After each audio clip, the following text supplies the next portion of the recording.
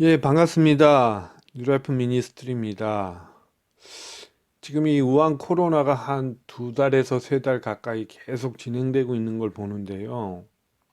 이 코로나로 인해서 이 100여 년간 경고했던 튼튼했던 교회의 생태계에 많은 변화를 가져오고 있는 것 같습니다.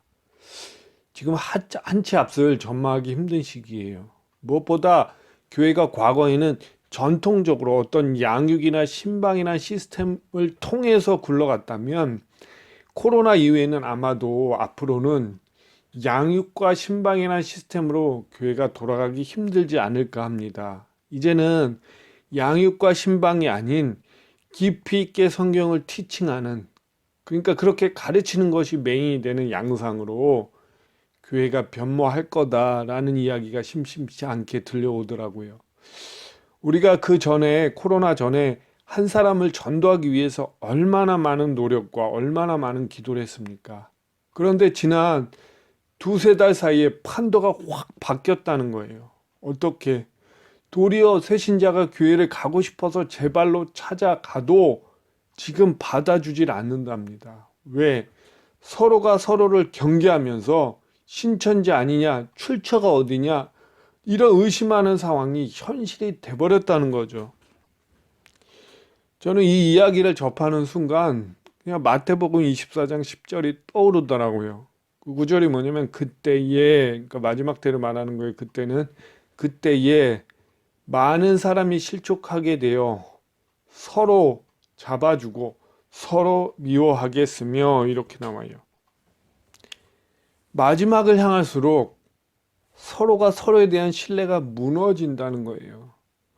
물론 지금 이 상황을 단정 지을 수는 없지만 이게 생전 처음 보는 상황이라 이 상황을 목격하게 되다 보니까 어디서 교회 내에서 이거 진짜 코로나 이후에 급격하게 서로에 대한 신뢰가 무너지는 시대가 오는 게 아닌가라는 마음이 들더라고요. 그런 의미에서 오늘 우리가 함께 나눌 내용은 마지막 때에 대한 징조에 대해서 한 세 번, 네 번에 걸쳐서 나누려고 합니다. 오늘은 주제가 무겁기 때문에 조금 내용을 가볍게 해서 나누려고 합니다. 어떤 관점에서 나누려고 하냐면 이 한국교회의 주류 신학인 대체 신학 말고요. 여러분, 대체 신학이란 것은요, 성도의 눈을 가리게 하는 어찌 보면 사단의 걸작품이에요. 왜? 대체 신학대로라면 요한계시록의 666, 뭐 베리칩, 그러니까 뭐 짐승의 표 이런 것들이 AD 50년, 그러니까 네로 황제 때 다 끝났다는 거 아닙니까? 계시록은 이미 역사 가운데 다 끝난 사건이다. 이런 과거주의적 해석법이잖아요. 그래서 지금 우리가 살고 있는 세상, 이 세상 자체가 밀레니엄 킹덤, 천년 왕국에 우리가 살고 있다라는 주장인데 그렇게 해석하면요 가장 큰 문제가 뭐냐면 물리적인 나라 이스라엘, 구약의 누누이 얘기했던 이스라엘 나라에 대한 그 이스라엘 나라를 볼 수 있는 시야가 사라진다는 거예요. 하나님의 계시의 이 시계는요, 물리적인 나라 이스라엘을 중심으로 지금 보란 듯이 돌아가고 있어요. 그런데 그걸 가리게 만들어 가리워 버렸습니다. 그걸 보지 못하게 되니까 성경이 어떻게 된 거죠? 꽉 막힌 닫힌 책이 되는 거예요. 그런 의미에서 오늘은 가장 복음적이고도 미국에서 가장 대중적인 그렇게 가장 퓨어하게 순수하게 말씀을 문자 그대로 보는 근본주의 신학의 관점에서 우리가 이 주제를 나누려고 합니다. 사실 마지막 때의 징조라는 건 무거운 메시지는 맞아요. 어떻게 보면 이 메시지 자체가 내 복, 내 형통, 뭐 나를 위로하는 메시지 이런 게 아니라서요. 다들 예수님을 믿는다면서도 다들 나는 성경을 본다면서도 그 겉사람의 만족에 갇혀 현실 말고는 다른 데에 관심이 별로 없거든요. 특히 이런 메시지에는. 물론 이해는 하죠. 특별히 요즘 같은 시기에 더 그럴 수 있다라는 거. 왜? 이 밑바닥 시장 경제가 바닥을 치고 있고 다들 너무나 어려우니까. 그럼에도 불구하고 제가 이 시기에 이 메시지를 꺼내든 이유는요. 여러분, 특별히 시대가 어려울수록, 이게 어려울수록 판단력이 흐려지는 것 같아요. 그렇게 마음이 약해져서 그런지 어려울수록 흉흉할수록 이단들이 날개를 달더라고요. 이단의 숫자가 급속도로 증가한답니다. 그렇게 시대가 흉흉할수록 거짓이 활개치는, 그 미혹이 활개치는 시기가 되기 때문에 그렇습니다. 그래서 지금 더 정신을 바짝 차려가지고 저와 여러분은 주님의 도우심을 구하면서 그렇게 무엇보다 분별하며 나가야 할 시기라는 거예요. 여러분, 웃지 못할 일이 하나 있잖아요.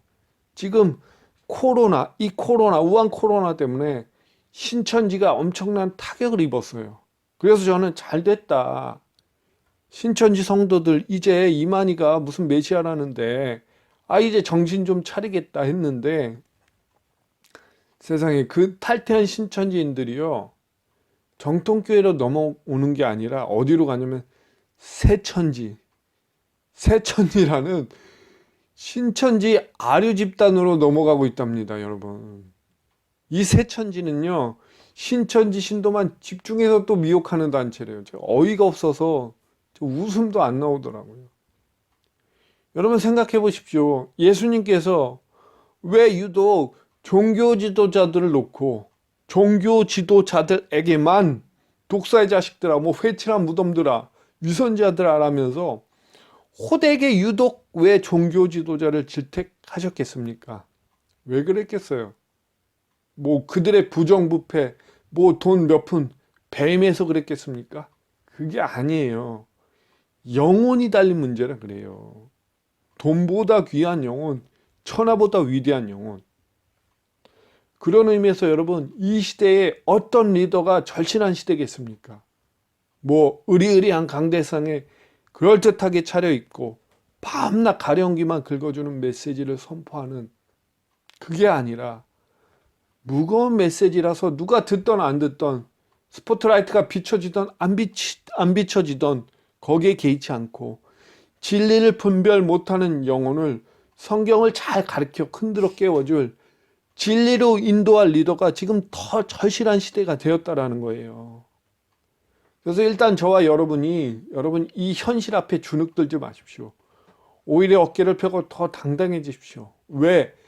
어려움 속에 하나님의 임재는 더 강력합니다. 그렇게 우리 하나님은 신실하기 때문에 분명히 당신의 방법대로, 그 하나님의 뜻대로 피할 길과 이길 힘을 주신다고 믿고, 그것을 철저하게 신뢰함과 동시에 이와 더불어 저와 여러분은 확실히 분별해야 돼요. 성경적으로 말하는 마지막 때, 이 마지막 때에 대한 징조는 두려움에 떨 것이 아니었구나. 우리가 현혹될 문제가 아니었구나. 오히려 저와 여러분, 이 교회된 우리에게 정말 기쁜 소식이었구나. 정말 복음과 같은 그런 기쁜 소식이었구나. 이걸 분별하는 지혜가 더욱 필요하다라는 거예요. 지금 국제 정세가 심상치 않습니다. 극심하게 전 세계가 요동치고 있어요. 사실 2015년을 마침표로 25년에 가까운 그 평화의 냉전 시대가 종식되었다는 건 여러분 잘 아시죠? 무슨 말이죠?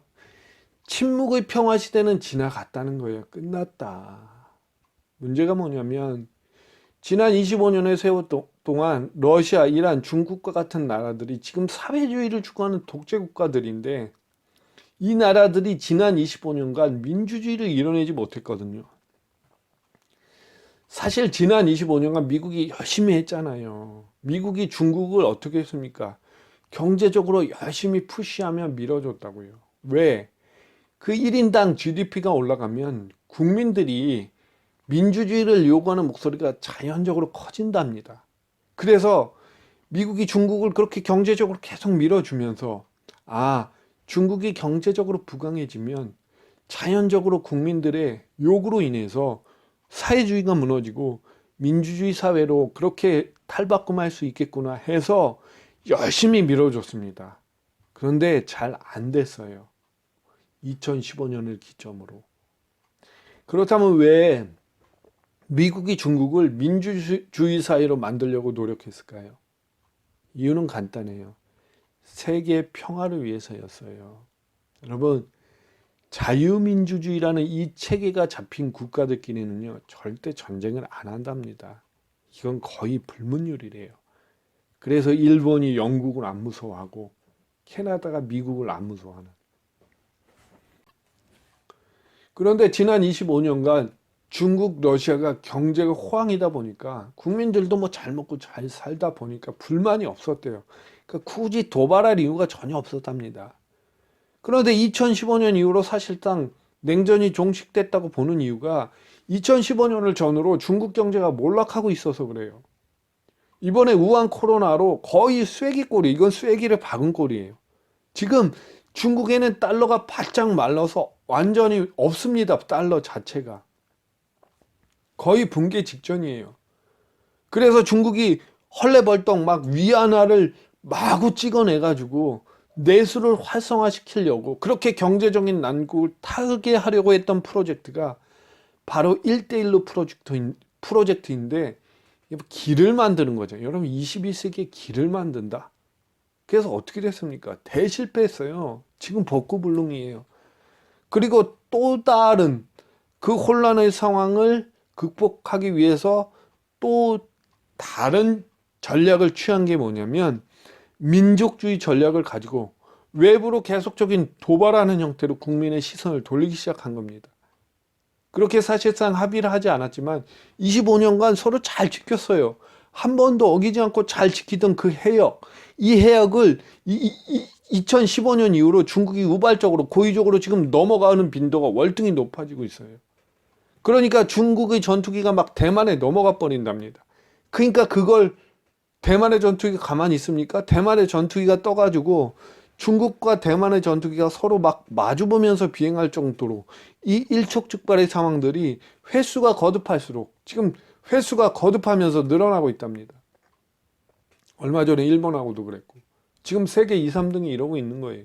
여러분 이런 양상들이 새롭지가 않은 게 뭐냐면 과거 미국과 소련이 했던 똑같이 미국과 소련도 이 서로 전투기가 마주보면서 나란히 비행했던 마치 치킨 게임과 같은 똑같은 양상이랍니다. 그래서 전문가들이 얘기하는 거예요. 평화 시대는 끝났다. 언제? 2015년 이후로.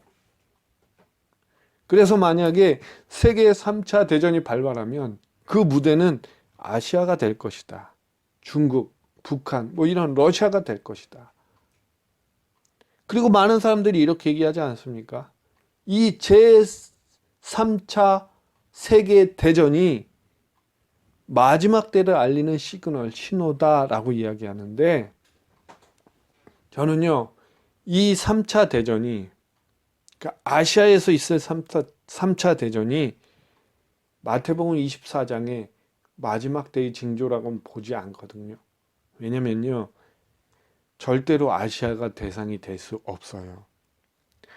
무엇보다 마태복음 24장 그 마지막 때를 향한 징조 중에 하나가 전쟁 맞아요.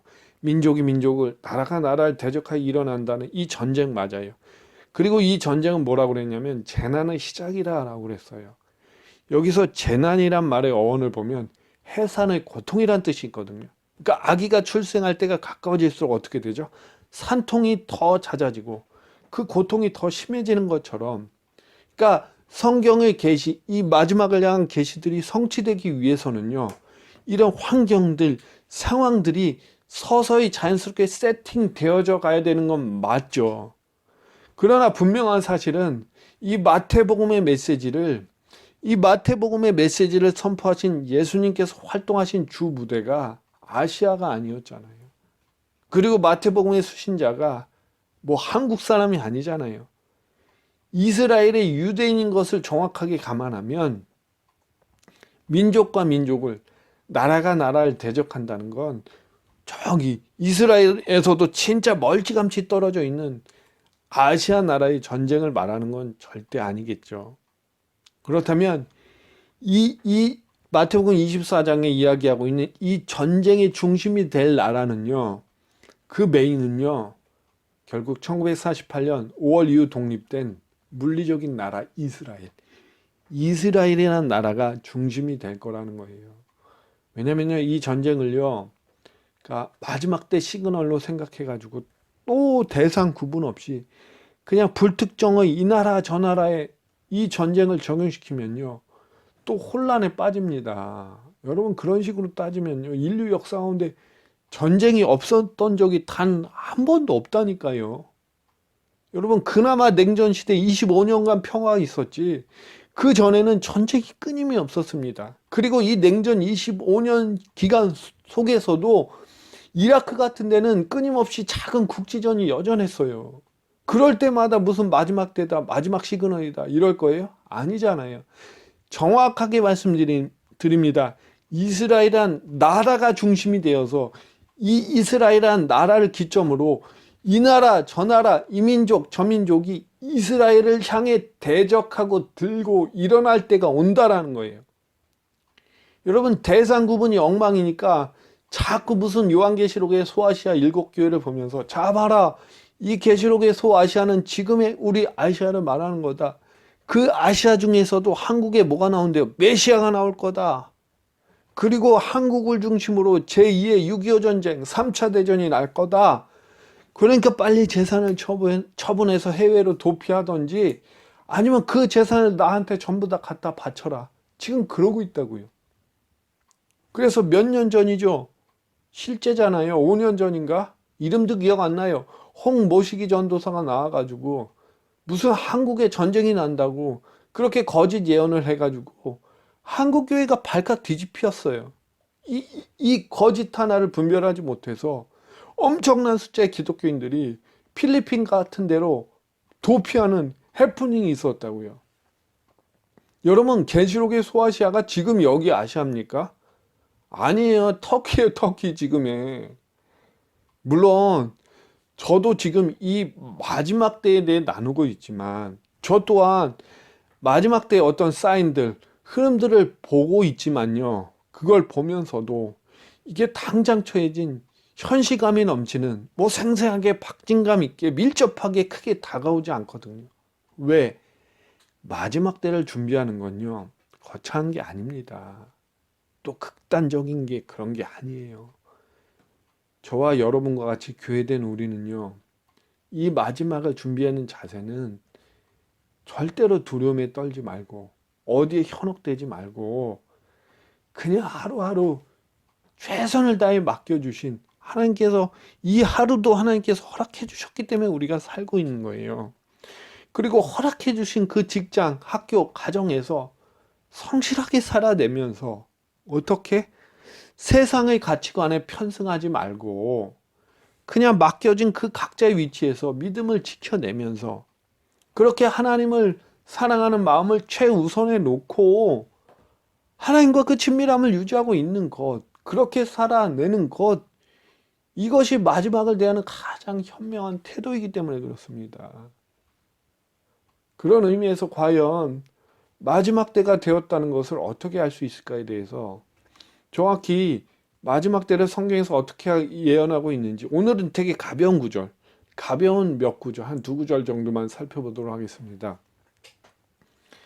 무엇보다 세상이라는 코스모스라고 하는데 이 세상은요, 우주가 저절로 형성돼서 그 우연이란 과정을 통해서 현재처럼 복잡 다단한 형태의 모습을 갖추게 되었다라는 쥐나론적 생활을 따르고 있어요, 세상은. 그렇죠. 고로 우주가 과거에 엄청난 오랜 세월 동안 존재해 왔고 또 다가올 미래 또한 본래의 진화론적인 궤도를 따라 계속 뭐 할 거래요? 발전할 거다. 그렇게 진화할 거다라고 주장하고 있다라는 거예요. 무슨 말입니까? 지구가 계속해서 발전적으로 진보할 거다라고 믿고 있다고요. 그러나 여러분, 요즘 보세요. 지구가 계속 진화하며 진보해 가고 있습니까? 아니면 퇴보하며 병들어가고 있습니까? 창세기 3장 17절에 보면 아담에게 이르시되 내가 내 아내의 말을 듣고 내가 먹지 말라 한 나무 열매를 먹었은즉 뭐래요? 땅은 너로 말미암아 저주를 받고 이래요. 저주를 받고. 여러분, 축복이 아니라 저주라니까요. 저주를 받은 땅이 어떻게 시간이 지날수록 진보하겠습니까? 저주를 받은 땅이. 시편 102편 25절에서 27절에 보면 주께서 옛적에 땅의 기초를 놓으셨사오며 하늘도 주의 손으로 지으신 바다 이래요.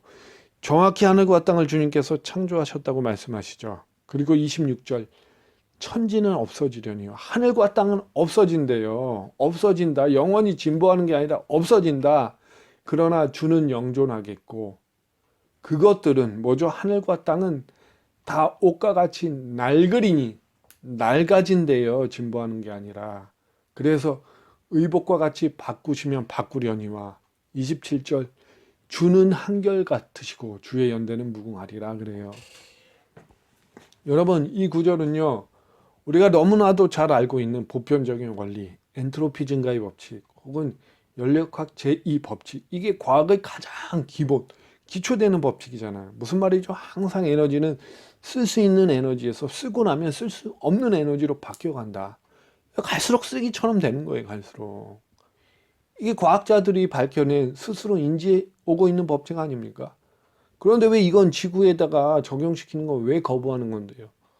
여러분 우주가 진화한다. 이 자기 신념하고 배치되니까 이 가장 기본되는 과학 법칙을 지구에는 적용하기 싫어해요. 아니다. 끝까지 지구는 진화할 거다. 진보할 거래요. 그러면서 또 그래요. 아, 혹시라도 만약에 우리가 사는 지구에서 이 지구가 진보를 이루어지지 않는다면 아마도 지구가 아니라 다른 별에서라도 진화가 이루어질 거다. 그래서 지금 어떻게 합니까? 열심히 우주에 가가지고 살 조건이 되나 안 되나 지금 그렇게 찾아 돌아다니기 바쁘죠. 우주에 물이 있나, 뭐 달에 산소가 있나, 또 다른 생명체가 있나 없나, 그쵸? 여러분, 저와 여러분이 아니라 이건 삼척 동자. 누가 봐도 날이 갈수록 해가 거듭할수록 느껴지지 않습니까? 지구는요, 지금 의복이 너덜너덜하게 지금 다 낡아서 없어져서 이제 바뀔 때가 되어가고 있다라는 거예요. 지금 지구가 병이 깊이 들어 있어요. 지금 안전하고 멀쩡한 게 하나도 없어요. 어디에도 없어요. 첫째 뭡니까? 지구의 수질 오염. 지금 화학물질 대부분이 발암성입니다. 이 발암성이 바다로 거침없이 유입되고 있어요. 그리고 극심한 미세 플라스틱에 완전히 바다가 점령당했습니다. 심지어는 물고기가 먹이로 착각할 정도래요. 이 플랑크톤을 먹는 게 아니라 미세 플라스틱으로 배를 든든하게 채우고 있대요. 그렇게 병 들어가고 있답니다. 뭐 유튜브에 보니까 거북이 뱃속, 고래 뱃속에 전부 다 플라스틱 덩어리. 그렇게 미세 플라스틱으로 배를 채운 물고기를 어떻게 합니까? 그걸 또 우리가 잡아요. 잡아가지고 또 우리 식탁에 올라오고 있다고요, 여러분. 이 엄청난 악순환. 그래서 지금 사실 맘 편히 먹을 먹거리가 없다니까요. 생선은 미세 플라스틱을 먹고 살고 있고, 뭐 육류들은 전부 무슨 항생제를 꽂아가며 키우고, 야채와 과일, 이건 또 모양하고 크기를 어떻게든 크게 만들어 내려고 농약 치죠. 뭐 별의별 거 다 집어넣고, 또 온통 가공식품들. 무엇보다 가장 중요한 사실은 저주받은 그 땅이 창세기부터 저주받았던 그 땅이 지금 전 세계적으로 극도로 산성화되어 가고 있답니다. 그래서 많은 지역들은 이미 사막화가 진행되고 있고 그래서 실제로 예전에 100년 전에 시금치 한 단과 지금의 한 단이 다르다는 거예요. 이 토양이 산성화가 너무 빨라지다 보니까 영양가 자체가 없대요. 그냥 모양 무늬만 먹는 거예요. 과일도 마찬가지예요, 여러분. 요즘 과일을 영양 때문에 영양 보충하려고 먹는 사람이 있나요? 과일이 상품화가 되면 될수록 단맛, 높은 단맛만 찾아다니다 보니까 열심히 단맛을 올리려고 하우스에서 그렇게 재배된 과일들. 무엇보다 지금 땅이 산성화 되었다니까요, 극심하게. 그러니까 영양 자체가 예전 같지 않다는 거예요. 그리고 과일 속에 있는 걸 과당이라고 하죠. 이게 설탕보다 달죠. 그리고 포도당보다 당도 훨씬 높대요. 그런데 사람들은 과일은 그나마 건강하지 않나? 설탕 먹는 거랑 다르지 않나? 이렇게 하는데 사실 전혀 아니랍니다. 과일의 과당이 우리의 몸속에 들어와도 그냥 여전히 당으로 있을 뿐 결코 비타민이나 무기질로 변하지 않는다는 거예요. 여러분 오해는 하지 마십시오. 제가 뭐 영양학자도 아니고 그 분야의 전문가도 아니라 틀릴 수도 있어요. 그리고 이에 대해 전문가들이 나름 반박할 수 있겠죠. 저는 다만 요지는 성경대로라면 지금 저주받은 땅도 의복을 갈아입은 것처럼 처음처럼 재구시를 못하고 낡아져 버리고 있다라는 거예요. 그래서 저는 다음 세대 우리 아이들이 안타까울 뿐이에요. 왜? 예전처럼 삼시세끼 먹어서 영양을 채우는 밥이 보약이라는 시대는 이미 지나간 것 같으니까. 두 번째 뭡니까? 지구의 대기 오염. 지금 미세먼지는 일상이고 세 번째 인구 폭증. 이게 후진국 경우를 보면 식량을 대비해서 인구가 더 많습니다. 그러니까 기근이 끊이질 않는 거예요.